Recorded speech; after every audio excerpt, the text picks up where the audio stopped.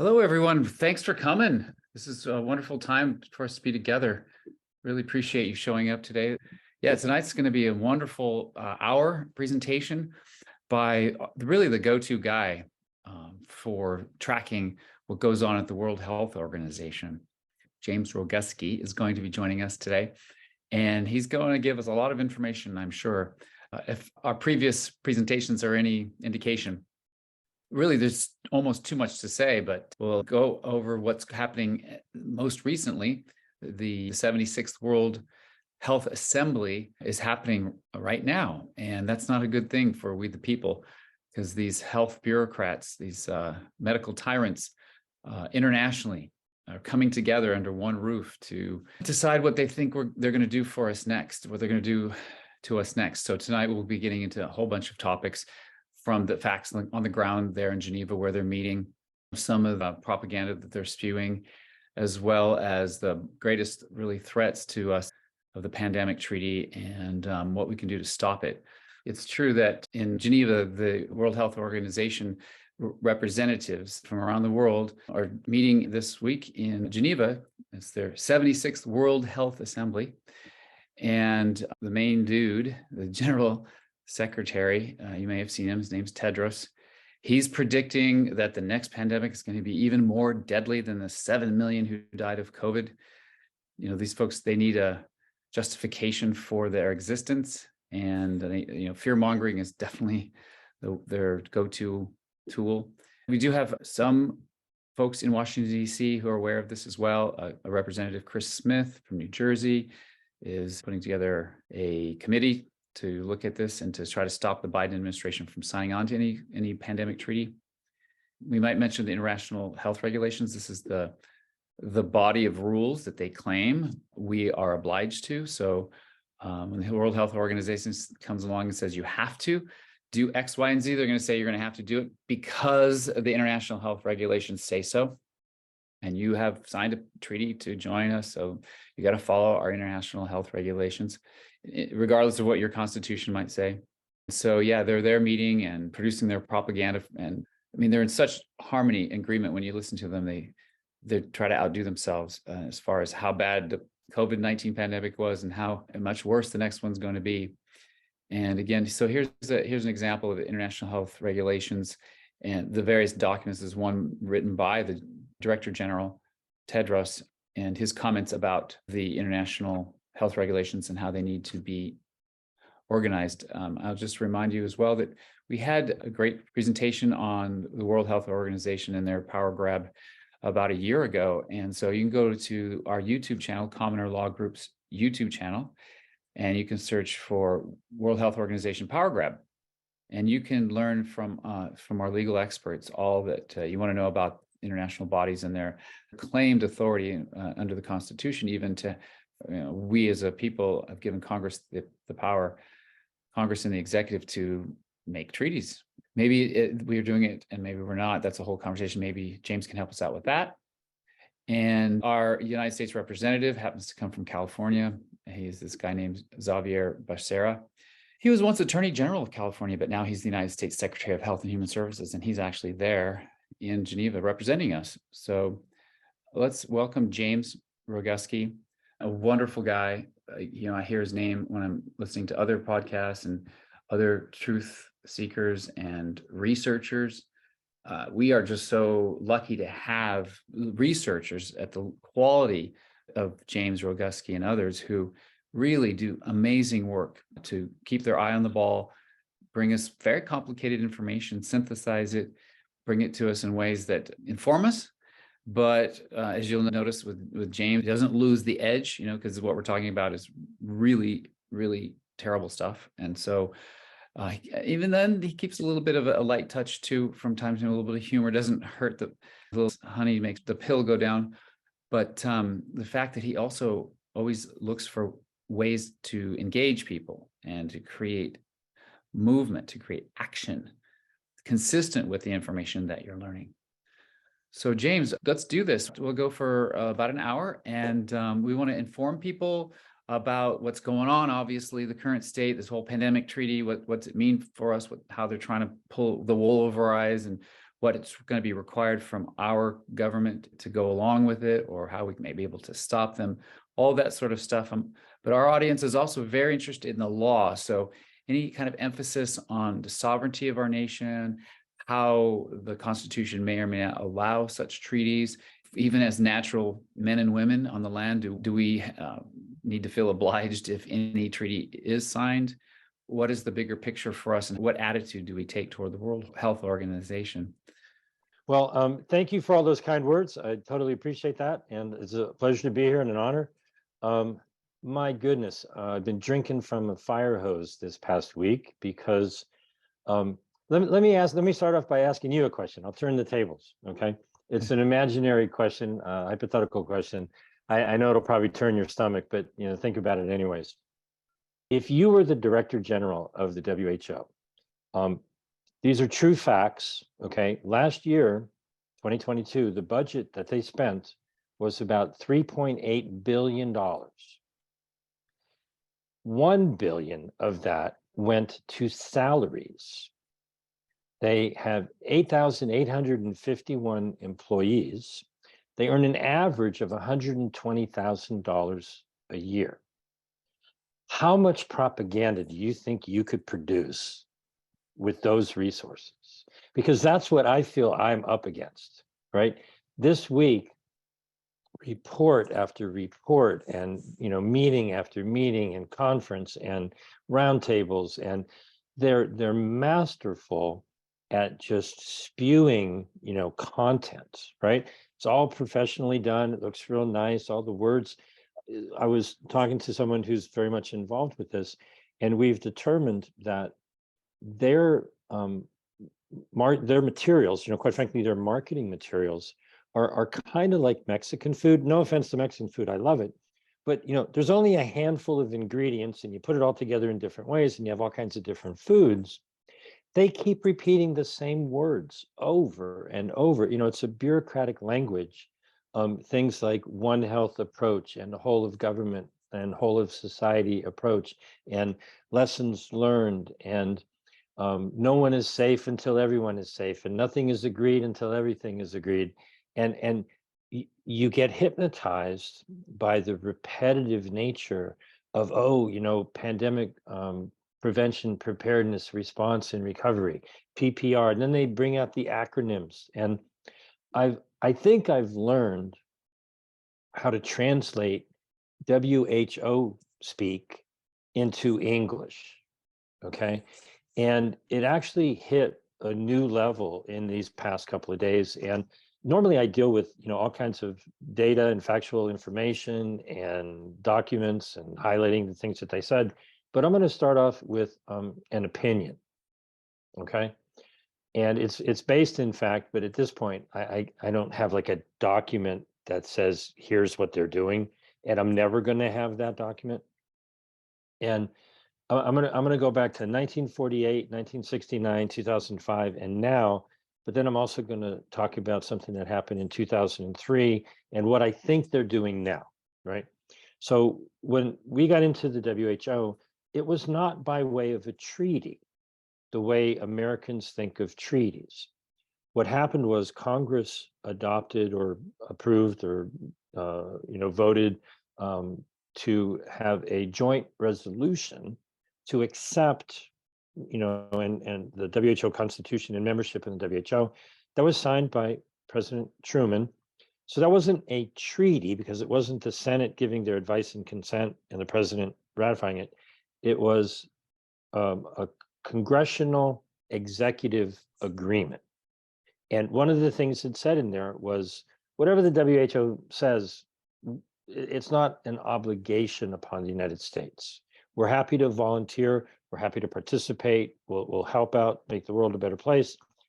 But essentially, you can't tell us what to do, so don't even try. Okay. Well, what happened in 1969, a little bit before the moon, the moon landing? Okay. Boy, I was 9 years old. I wasn't paying attention to the meeting in Boston. Okay, where they had the 22nd World Health Assembly. It wasn't in Geneva. It was in Boston, I believe. I wasn't there. I'm just, relating what I researched. That's when they adopted the international health regulations. And what that did is really, people have cognitive dissonance about it, that it's just, it hurts the brain to let in what I'm about to say. They set up a system whereby we normally think, okay, we're the citizens, we have public servants, they represent us, we tell them what we want them to vote, they vote, and that's what gets done. Well, the international health regulations and the Congressional Executive Agreement from 1948 cut them out of the picture. And it transferred authority to the executive branch. That's what happened in 1948. They said, well, the president can appoint the delegate. Sounds very innocuous, but now it's coming home to roost. You mentioned earlier that he appointed Javier Becerra. Okay, great. So now the executive branch of government and the Office of Global Affairs in the Department of Health and Human Services is where a good chunk of the delegation receives their paychecks. Okay. And so there is no connection from the people to our representatives going over into the executive branch to guide the delegation. And that's, well, who do you yell at? Well, you got to go back to 1948 and say, wait a minute, you guys shouldn't have set this up so that the president nominates the delegate. We, the people, need to have a say in that, and that's not what happened. Fast forward to 2005, a number of changes were made to the amendments, and the president didn't sign off on them. Congress didn't approve them. The Senate didn't have anything to do with it. Rightfully, I'm not a constitutional lawyer, but just logic would say, boy, they made so many changes in 2005.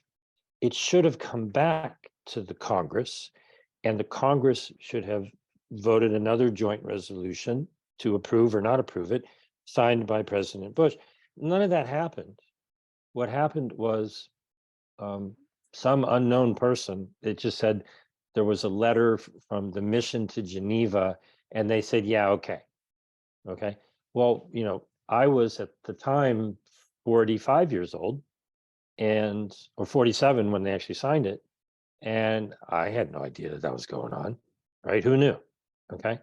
Well, last year I was paying attention, and the Biden administration proposed amendments. We pushed back on it. And what happened last year, I think everybody's completely got misinformation about what happened last year. The proposal that Biden submitted was completely ignored. They were not able to reach consensus on it, so they didn't even want to talk about it. I think illegitimately, against their rules, they submitted, meaning a group of nations, the US, the UK, the European Union, Monaco, a handful of other nations, submitted a new batch of amendments to 5 articles, and those were adopted.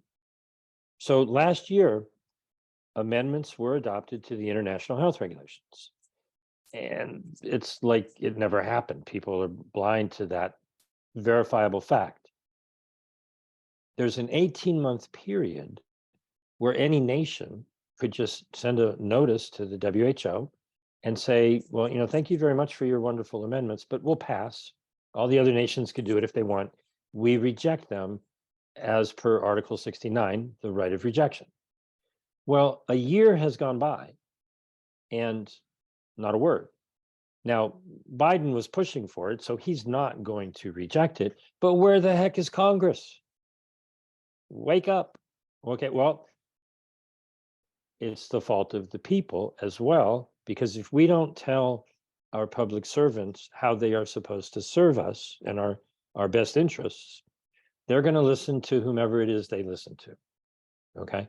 And so it's not that the amendments that were passed last year were, the end of the world, right? It's not good, because what they would do is shorten the time frame by which we could reject the next round of amendments. Currently, it's 18 months. They want to shorten it to 10. Well, if it had been 10 months, the time period would have already been up and there wouldn't have been anything we could do according to the rules. The reason to push back on it is to wake up Congress, to get them to realize that they're not supposed to give away their authority to the executive branch. And essentially what that does is it cuts out the will of the people. And I think on a very, it's not really metaphysical, it's like supra something. I don't know exactly what the word is, but on an overall umbrella view, Congress keeps abdicating power to the executive branch. And what we, the people, have not recognized, and I hope this will raise some awareness, is that took the control away from us. Because Congress is our branch of the government. We get to change a president and a vice president every 4 years, but the executive branch just keeps growing, and they have no they have been given authority, but they don't have any responsibility. There's no way we can hold them accountable. They're not accountable for anything that they do, as opposed to, well, if enough people are unhappy with their representative or their senator, they vote them out. Now, that doesn't happen very often, but the structure is there. And so these agreements, like the agreement to get into the WHO, gave a little tiny bit of authority, took it away from Congress, gave it to the president to name the delegate. And the delegate doesn't take orders from the people. The delegate takes orders from the president or the Secretary of Health and Human Services. So we have a structural problem. Houston, we have a problem. Hey, America, we have a structural problem. And what has happened is, with the international health regulations, when last year, when I observed that they had done this switcheroo and they passed the amendments that were passed, I sat there going, why, my God, why did this happen? Okay. And now I'm realizing that it was a blessing, because if I had been talking about this in theory, nobody would have any reason to think that I was correct. But it's crystal clear. 194 unelected, unknown, unaccountable bureaucrats who were just appointed into that position made a decision that will change international law.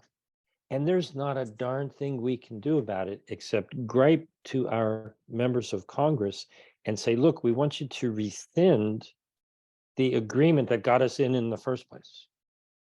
Okay. And so, this is maybe deeper than your audience was expecting, but I think that this is at the root of so many problems, right? In other nations, their member of parliament, serves in one of the ministries, right? They're the head of this, that. It's not just like some committee in Congress, okay? They actually have a little bit of say in what the heck is going on. And so everybody says, oh, what a great form of government we have, but it's been manipulated and altered. So the checks and balances that were built in have just completely been messed up. And so changing gears or shifting gears and going in a totally different direction, taking the hairpin turn, taking the fork in the road, I'm going to stop talking about the international health regulations and talk about the brandy new version of the proposed, they call it a convention agreement plus, CA plus, WHO CA plus, HUCA plus, right? A couple of days ago, a friend of mine who was able to get a copy of the as yet not publicly available Bureau's text of the proposed agreement I published it a couple of days ago, and I'm still trying to, dig into all of the crazy language. But I saw one thing in there that really made me go, oh, I think I see what's going on here. You have the people who think that Congress represents them. The connection is broken to the delegate who's appointed by the president. All of the delegates go to Geneva, and they get to make decisions that if we don't get our president to say no, then 18 months goes by, or maybe 10 months goes by, and now it's international law. They're they last year put forth the idea that more amendments could and should be adopted, but the year prior they decided to schedule a special meeting of the World Health Assembly, only the second time ever, and they met in December of 2021, and they decided that, oh, we need a treaty. Okay, well, nobody asked me if my delegate should vote to say that the WHO needs a treaty. Okay. I didn't have a chance to talk to my congressperson who couldn't tell the delegate what to do anyways, because that's a different branch of government. Right. And so back in December of 2021, they said, okay, we need a treaty. So they set up a negotiating body, the Intergovernmental Negotiating Body, one person from each of the 6 regions of the WHO. And they named what they call a secretariat, which fancy word maybe for secretary, right? Paper pushers, people who are very skilled writers. And they said, oh, this is going to be a nation-led, member nation-led negotiated process. Okay. But it's being run by their bureaucrats. Thus, the latest version is the Bureau's text. Okay. And so what has happened is, again, changing gears a little bit, and I know it's a confusing, complicated tale. In 2003, they did this very same thing, and they ended up with the Framework Convention for the Control of Tobacco.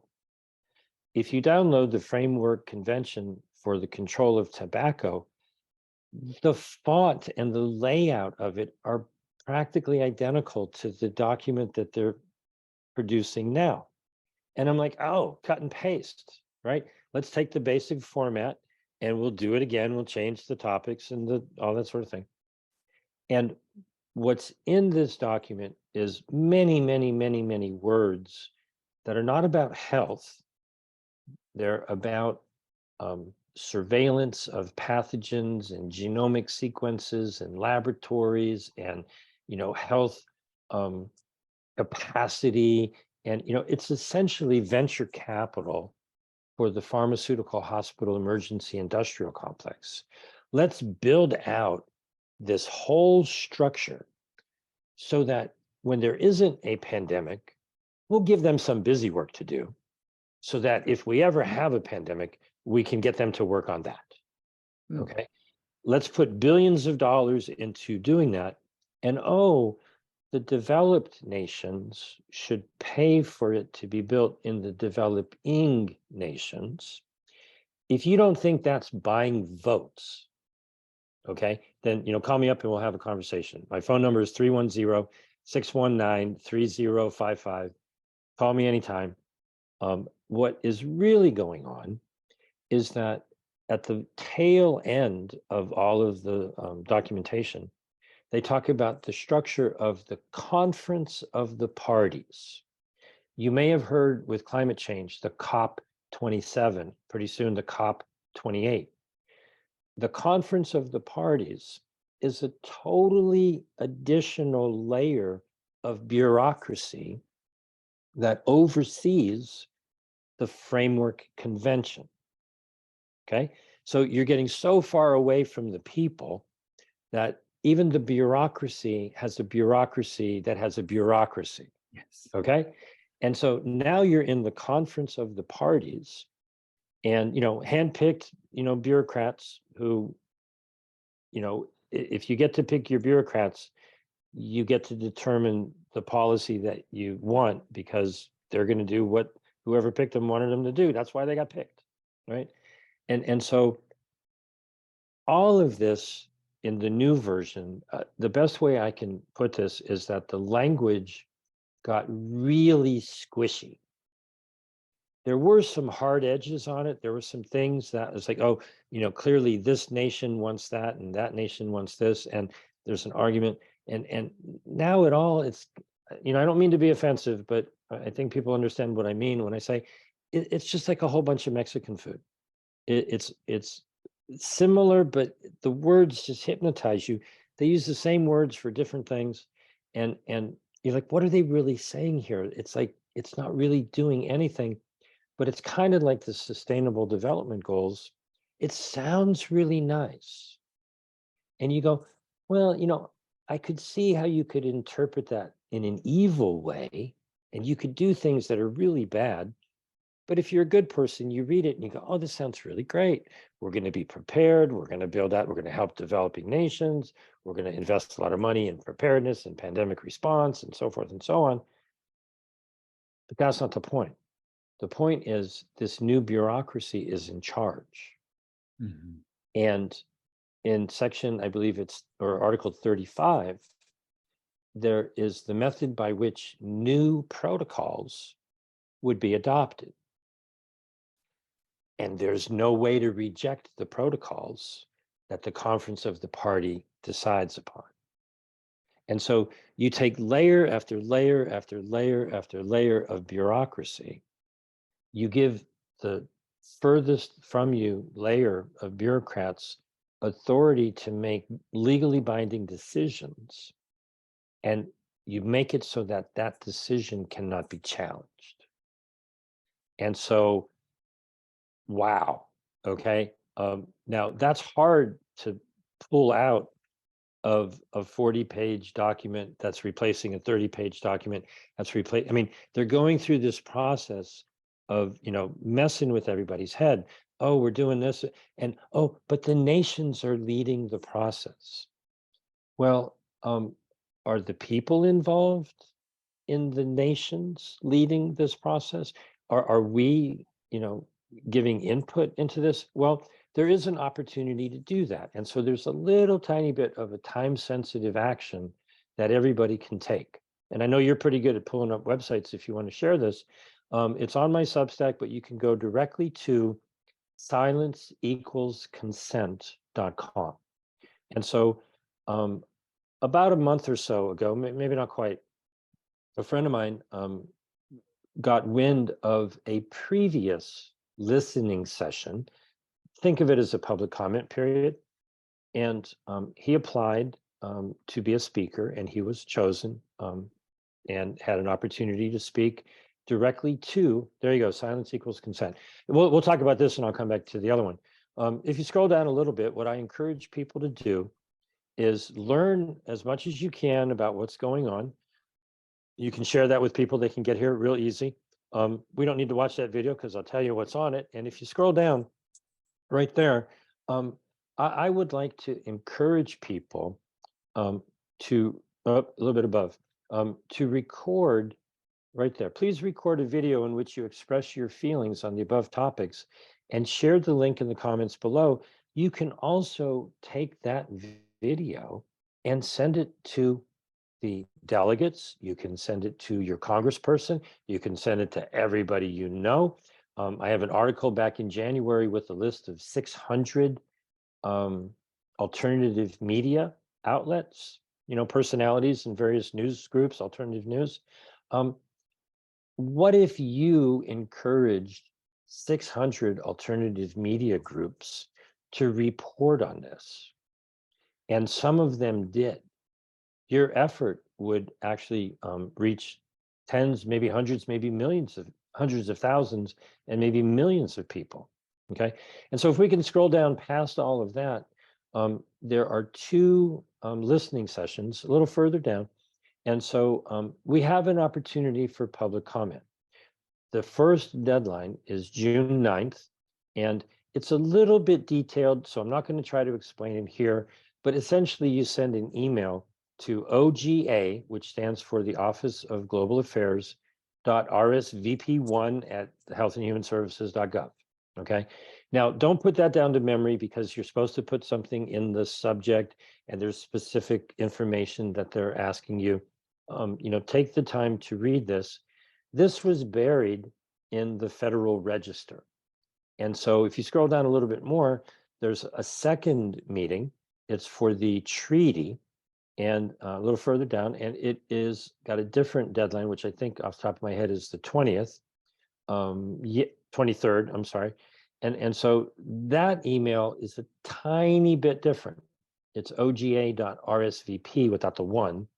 And so you send an RSVP, you're like, hey, I'd like to come to your party.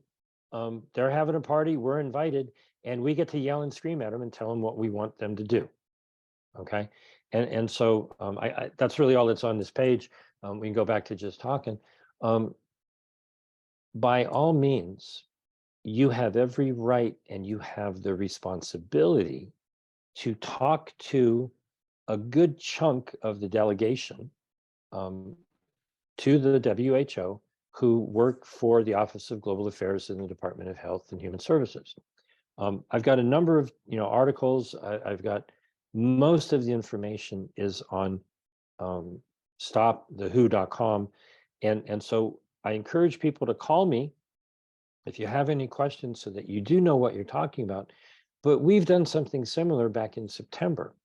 And there's probably several hundred videos on screwthewho.com, which back in September, they had asked for comments about the pandemic treaty. And so I put out a call for people to make their own videos. Most people have a cell phone, right? Or a camera or your laptop or whatever it is you want to use.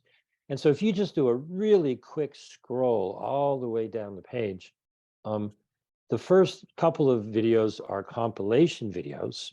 A little bit up and we'll show the compilation videos.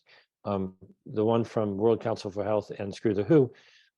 Those are many, many, many, many individual short videos put together. Okay.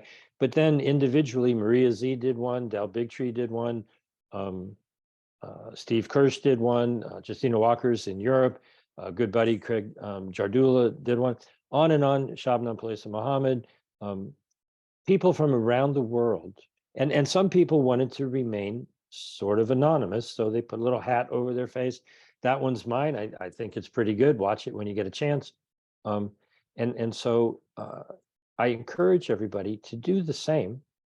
And I was incredibly impressed by just regular people's ability to comprehend what in the heck is going on and speak intelligently to the issue and say, I do not want you to do what you're planning on doing.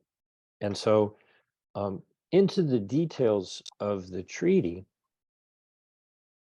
it's a bunch of sleep-inducing, verbose, repetitive, bureaucratic language that, in and of itself would essentially cause the spending of an enormous amount of money.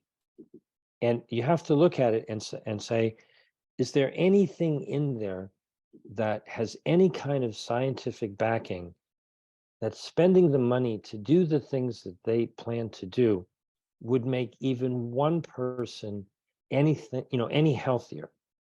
They're talking about setting up genomic sequencing laboratories, having a logistics network to take 20% of all of the medications and run them through the WHO. In the older version, they wanted a set percent of every government's GDP to funnel into this monstrosity of an investment in what I call, they use the term public health emergency of international concern, PHEIC, or fake. And I've co-opted that because I think it's got nothing to do with health. This is a venture capital contract. and they're funneling money into the Pharmaceutical Hospital Emergency Industrial Complex, PHEIC. It's a different kind of fake. They want the nations of the world to agree to give away a certain amount of control in return for investment and the building of infrastructure. Imagine you're a small nation with 100,000 people, some small South Pacific island, or maybe 1 million people, Caribbean island. Okay, your nation gets one vote. So does China, so does India, so does the United States and Brazil and Nigeria and Indonesia. Billions of people, couple of votes. Tiny little nations, very few people, many, many votes. And so if you take a chunk of money and you promise it to relatively not wealthy nations, sure looks good to them. That's a good investment. And the clue was not really a clue. In November, the Indonesian health minister said to the B20, the business 20, he said, the United States and Indonesia, we've come together, and they actually, after he said that, it was actually passed into legislation in the National Defense Authorization Act. The United States is pledging $1 billion a year into the World Bank's pandemic fund. And the goal was to get other nations to contribute so that it would be 10 or $11 billion. And they're kind of failing to get that to happen. They're only up to less than 2. But when he announced it, he said, we're working on this fund, and eventually it's going to be $10 billion a year. And so go invest. This is a wonderful business opportunity. And you look at it and you go, they're creating a intra-pandemic period, their words, we're currently in intra-pandemic times. Okay. And they're creating an industry based on fear. Oh, we've got to be looking everywhere for genomic sequences of some kind of pathogen, that's going to destroy the population of the planet, while they're funding the manufacturing and creation of, it's not dual use of, what is it? Dual use research of concern, the fancy word for gain of function research. That they're making the problem, looking for the problem, and spending money on that churn. Okay, the pandemic treaty is a venture capital contract that they're trying to get everybody to sign into, and none of it is intended to make anybody healthier. And it's not necessarily where we are going to lose our sovereignty. They're sugarcoating that really nice. That's the candy coated version. They're talking about the treaty, they're adjusting the treaty version after version, but they're not talking about the 307 proposed amendments to the international health regulations. They submitted all of those in September, end of September. They kept them completely secret until December. And there has never once, to my knowledge, been a revised version of the amendments as they were from the very beginning. Now, I believe that they have been revised, but they're not talking. They just are in the middle of the World Health Assembly. And of all people, one of the delegates from Israel said, when are you going to give us the updated version? And so, the next day I had the updated version of the pandemic treaty. So if they're keeping the documents from the delegate from Israel, okay, they're really keeping it secret. Right? And so the amendments and whatever changes have been made are nowhere to be found. If you find one laying around somewhere, please send it to me. Right, I'd love to report on it. Um, and I mean, that's an honest request. It's like, boy, are they hiding that? And so, in the meetings that they had this week in Committee A, everybody was pigpiling on Russia because of Ukraine. And while there is obviously, a catastrophic situation there, I'm not going to make light of it. The theatrical production to distract everyone's attention away from talking about the treaty, talking about the negotiations, talking about the proposed amendment, you go, okay, you got to beef one country to the next. Why are you doing it here? Why are you doing it now? Okay. Where's the revisions on the amendments? And why are we the people not allowed to know what it is you all are doing? Okay. And so the horror stories of what's in these documents, um, at this point, the proposed amendments have been through so many drafting sessions. They could be anything. And so it's the secrecy that's the story, right? The details of the amendments that they gave us, things like crossing out respect for your dignity, human rights, and fundamental freedoms, or changing the definition of the word recommendation so it really means obligation. Okay. Putting an Annex 10 in that says developed nations have to provide state-of-the-art infrastructure. Might have been actually Annex 1, state-of-the-art medical infrastructure for developing nations, where there's no list of developing nations and no list of developed nations. So who's got to give what to who, right?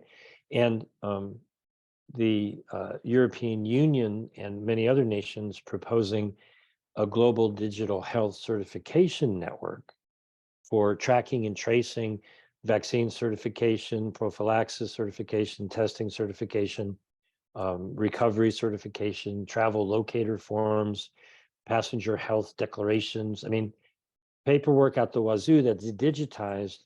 I basically have an old school vaccine passport. Okay. And this form that people would have to fill out, if you got a yellow fever vaccine, now it's all going to be digitized. They could say, oh, well, you've got to have this and this and this and this and this. You're not going to be able to travel anywhere, right? These are all hidden somewhere in the proposed amendments, while they put out a document on their World Health Assembly website about the functioning of the international health regulations. You get down to the next to the last chapter about yellow fever, and it says, oh, go look at Report O, which is in another document. And there's a little tiny paragraph that essentially said, I'll quote it as closely as I can, they're operationalizing the things that are being negotiated. And you go, what does that really mean? Right? What it means is they know where this is headed. So they're building the network, they're building the digital database, management system and all that sort of thing. Normal people would think, well, we're all going to get together, we're going to negotiate, we're going to decide what we want, and then we'll go build it. Okay. If this was a group of people trying to decide on what kind of pizza they were going to order, right? The pizza chef would be making the pizza while everybody's deciding what kind of pizza they want. And at the end of it, they go, look, here's your pizza. Do you want it or not? Okay, we'll take it. Right? This is not a member nation led process. This is a scam. This is a lie. And they're really good at it. But I think that people see through it, if only because it just feels wrong. Okay. And what feels wrong is back in December of 2021, when they called a special session, and you got to put your head back into thinking about what was the lay of the land in December of 2021. There had been a year of COVID, and then they started jabbing people, and we had 11 months to get to December 1st in 2021, where a lot of nations bought like 10 jabs per person. They like overspent, Europe and Canada and Australia and everywhere else just bought tons and tons of jabs. And so there just weren't enough jabs for some of the poorer nations. And because they believed that the jabs were the savior, that, oh, you could get back to normal if you just keep getting jabbed, right? They felt that they were not being treated equitably, that it wasn't fair. And so the big buzzword first on the hit parade is, oh, all of these agreements are going to deal with equity. Well, in December of 2021, what they should have done is say, look, here's where we are. We're 2 years into this. They should have had, and I hesitate to say this because I know it's got to be better than what I'm going to say. But after the Kennedy assassination, there was the Warren Commission. After the Challenger, I believe they had a Challenger Commission examine what happened. After 9/11, there was a 9/11 Commission. Those were all bogus, okay? But and I don't want a bogus COVID commission, okay? But in Canada, they just concluded at least the first round of the National Citizens Inquiry in Canada. And they had people from all around the different provinces come to meetings to give their testimony, whether they were hurt financially or physically or emotionally or, mental devastation of all the lockdowns and all that stuff, or if they were harmed by the jabs. And they had, personal testimony and expert testimony. Where is the after event review that says, okay, here's what happened. Let's give everybody a report card. Okay. Mr. Fauci, should he get an A+ or an F- if there is such a thing? Okay. Rochelle Walensky, right? Trump, Bush, I'm not Bush, Trump, Biden, on down the line, your county health commissioner, right? Your governor, who gets good grades in what happened over the last 3.5 years? I remember report cards, gets along well with others, and all of the, if we had to grade our politicians, our public servants, our deep state, there you go. It's the closest thing I know I'm aware of. Yeah. It would be nice if that became what it really should be, but I'm going to really guess that it's going to be mostly partisan. Okay. And having talked to many of the staff members in and around Congress, these people have no idea what happened.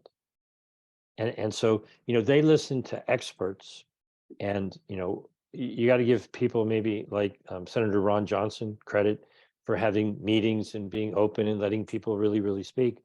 So something like the meetings that Ron Johnson put together, where there's an open discussion and people from all over, all over the world should be able to say, look, I was, not me personally, but, people should be able to say how they were harmed by the actions of bureaucrats who pretended to have authority.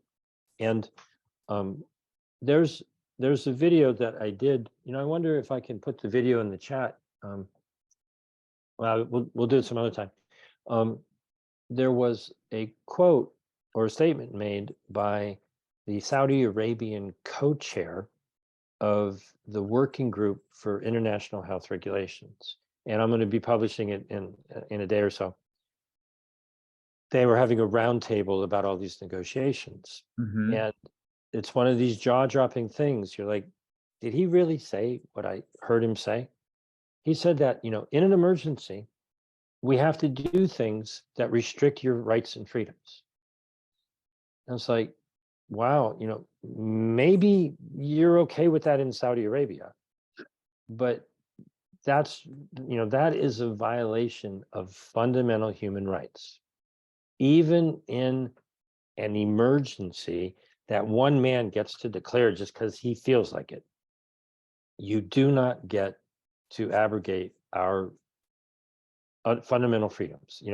Our core human rights and freedoms are granted by our creator, and man or woman or an official absolutely has no authority over those fundamental freedoms. And one of the ones that people forget that's actually under attack is the rights and freedoms that are supposed to be delineated by the Fourth Amendment. You have a right to feel protected in your person and in your papers. To me, that means I have bodily autonomy. You're not allowed to do anything or make me do anything to my body. That's my territory. Where's people standing up for that fundamental freedom? Well, many people have been, okay? And your private papers. When you go to the doctor's office or the urgent care or wherever you may go, and you sign in on the electric pad and you check the little box that says you agree to the terms and conditions, you've just given them probably authority to take your data and give it to, big government data. Okay. They don't have the right to require you to do that. You have to learn to say no. You can't make me do anything to my body. And, my health decisions are between me and whomever I'm getting advice from. And it goes not beyond that examining room or, wherever it may be. That is not allowed. The East Oakland Youth Development Center, we don't just see our young people as the leaders of the future, we see them as the leaders. And so all of this, you can get into the details of the negotiations, but if you were, and I may have said this to you before, but maybe the audience hasn't heard it.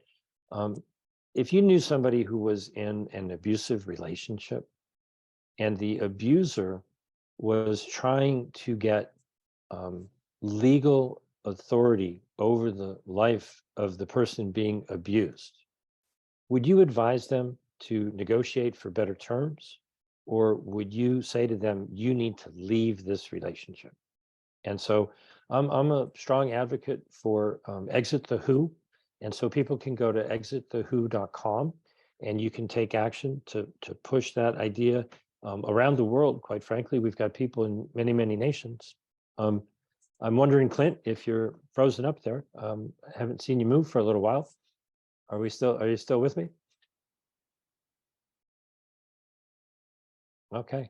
Well, what I would like to pass on to everyone in the audience is just a bit of information. I think you put in the chat, if everyone can see the chat. All the information that I have is on jamesroguski.substack.com. And there are many web pages that I have put together, or I should actually say domain names, to make it easier for people to go straight to certain articles. And so stopthewho.com will take you to where all of the information and all of the documentation is located.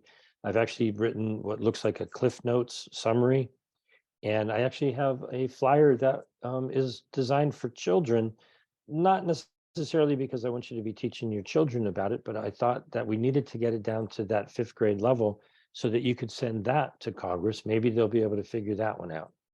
And so all of the information on stopthewho.com way down at the bottom has been translated into, I think, 18 different languages. And so I think I mentioned before, you can go to screwthewho.com, and that's where several hundred people have already expressed their opinion about the situation. On exitthewho.com, you can click on a couple of links there and talk directly or send an email to the delegates to the WHO. you can sign up for the Silence Equals Consent listening period that is going to be in June. Or you can scroll down and either email every single member of Congress with the push of a button, or send it specifically targeted or to the committee that's holding up and Andy Biggs's HR 79, the bill that would withdraw from the WHO. The bill is only about 3 paragraphs long. It would reject or repeal the legislation that got us into the WHO in the first place. It would stop funding the WHO. We've given almost $1 billion in 2022, a couple of $100 million in obligatory assessed fees, and about $750 million in voluntary donations to the WHO. And the third thing it would do was give them the 1-year notice that we're obligated to give when we tell them that we want to leave. And so in addition to that, because I feel that the hidden amendments that include all of the Global Digital Health Certification Network, tracking and tracing vaccine passport information, is very, very important to the powers that are trying to take everything over. I also put together rejectdigitalenslavement.com, and that talks all about, the need to realize that we're being put into a digital prison. And in addition to that, I've worked with Dr. Rima Labo and Peter and Doug over at preventgenocide2030.org. And one of the issues that is prominent there is, the recent awareness of the WHO being a part of what's behind the policies that are involved in sexualization of very, very young children. And so what I see coming, I hope in the future, is we're heading into, our United States election season, which seems to go on forever. But the election in November 2024 is about 18 months away. If my math is correct, I think that's about right. And so for the next 18 months, I'm not necessarily really a fan of litmus tests to determine whether or not you think someone is worthy of getting your vote. But it certainly should be a question that I think any politician, if they're faced with, are you in support of the WHO, or are you unhappy with what they're doing? Do you think we should stay or should we leave? I cannot for the life of me see how any politician would realistically choose to come down on the side of being in support of the WHO. It seems like a losing proposition to me, but I think many politicians will do that. And anybody who is aware of what the WHO has been up to over the next 18 months should realize that that is not the right place to be. I've blown through all my time. I actually have to go, and I thank you so much for letting me just ramble on. Glenn, I appreciate it. Yeah, there's plenty of thanks in the comments and the question and answers. So thank you so much for being here. We'll see you again soon. Thank you so much. All right, everyone. I know you all are very grateful for James being here with us and his wonderful information, so much information. I didn't want to interrupt because I knew that he had just, he said earlier, he'd been fire hosed with information. So now he's turning around and giving us the fire hose. And I really appreciated how much ground he covered from the legal justification in terms of the authority that they claim and how they really don't have that authority historically. But then how the bureaucracy just kept building upon itself, continues to build on itself, a bureaucracy of bureaucracies, which is really the sign of the times. It's really the times we're living in. It's not just health policy. It's pretty much across the board with everything. We find the reduction of the ability for the average person to make a difference. to have a voice in, what our government does. That's obviously by design, to consolidate power into few and fewer hands, unaccountable, unelected people, so that I guess the corporate interests and the moneyed interests of the world can use these outfits, these organizations, to advance their control and wealth creation, wealth extraction from we the people. So we've got a lot of work to do, and I appreciate everyone being here. I actually want to have James back in the near term so that we can ask him some questions. There's a bunch of different angles to take with this. I want to know, for example, how do we prepare for the worst situation, and also what would be the best situation we could anticipate if we got our way and we were able to get our Congress to do its job, what would be the best outcome. So I wish you all a great evening. I thank you all for being here, and stay with us, because we've got a big fight. We the people need to restore our own sense of sovereignty and power as a people, individual personal power over our own lives, but collectively as a people, that we have the power to turn things around if we should only choose to use it. So it's going to take all of us really educating each other and taking the time to spread the beauty and the wonders and the glory of a God-given creation who's free to prosper and create a world of tranquility, and to really create a world that we can all be proud of, one that serves ourselves and our children and our children's children. So I wish you all the greatest blessings, that God go with you today and the next days until we see each other again. Thanks again for being here, everyone, and have a good night.